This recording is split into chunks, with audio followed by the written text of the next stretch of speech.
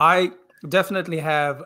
Some of the most interesting people I've spoken to were at some of the science events I've organized, especially when I've toured Dr. Michio Kaku or Dr. Brian Greene. String theory. Oh, String theory brings out oh some. yeah.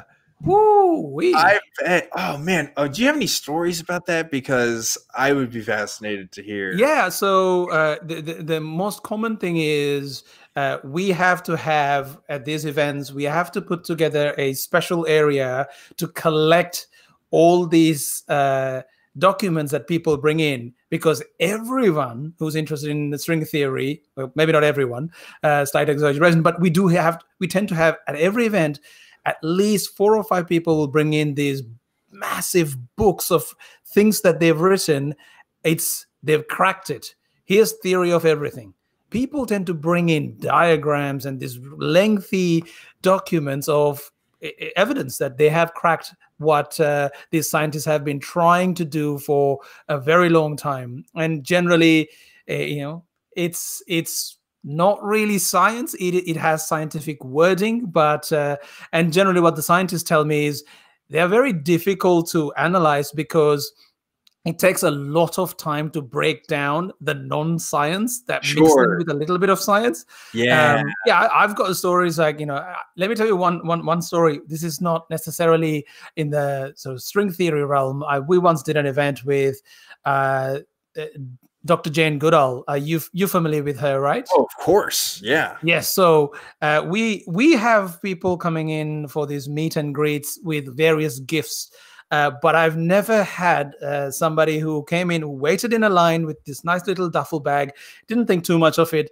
And when she came very close to Jane, we normally check the bag and make sure they have no ill intent.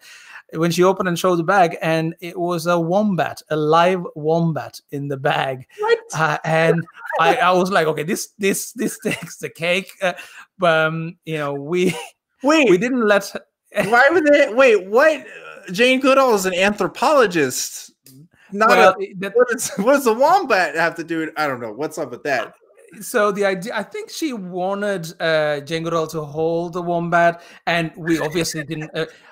What sort of was astounding is the fact, remember, the meet and greets happen 90 minutes or in almost 2 hours after the main event. So she must have traveled all the way with the wombat, stayed in the auditorium with the wombat, and then brought it, wait in a line to show her the wombat. And we were mortified by the idea how this animal was, potentially suffocating. And we had to tell her, like, first and foremost, we're not going to show that. We're not going to take a photo of, that's just not going to happen. We had to tell her, like, you really need to take this animal. Just the whole idea. I don't know what she was thinking. I have so many questions. Like, first of all, when would you ever need to bring a wombat anywhere, let alone a conference featuring Jane Goodall? Also, well, I think because Jane Goodall talks about animals and animal welfare, so I think she was trying to draw some comparisons. That doesn't mean I'm going to bring a fucking elephant. Like, what's going on? Like, I don't understand. People are wild. Oh my god, that's funny. Going back just real quickly, and then we got to get some calls here. But like, sure. A website I like to look at sometimes is Rational Wiki, and some people have problems with Rational Wiki. But one thing that's really great is the blogosphere kind of stuff that they look at, and they pull all kinds of crazy blogs, especially from the crazy physics folks.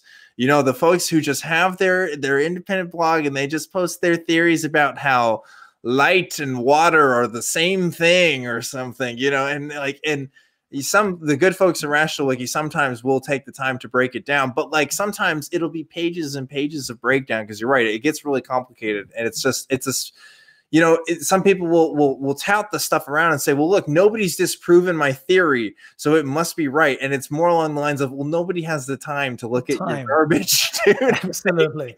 Absolutely. It takes, and this is what the scientists always tell me. It's like, when somebody asks a simple question saying, why isn't this, it's easier to break down. But when somebody comes in with 5,000 words or sometimes 20,000 words of whatever scientific hypothesis they have, and they don't have the language to express it, and it's just a whole bunch of random word salad. It's very hard to spend that time, and nobody has the time to do it, really.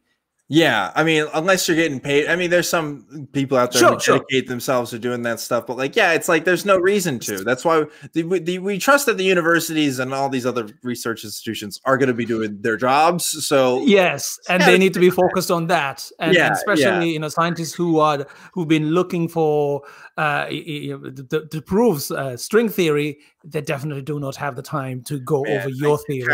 Cacao's inbox must be